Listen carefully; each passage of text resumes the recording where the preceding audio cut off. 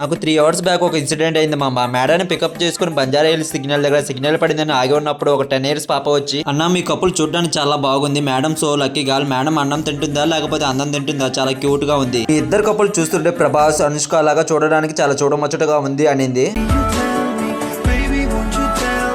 తర్వాత అన్న ఒక 50 రూపీస్ అన్న పొద్దున్న నుంచి ఏం తినలేదు అని అనింది.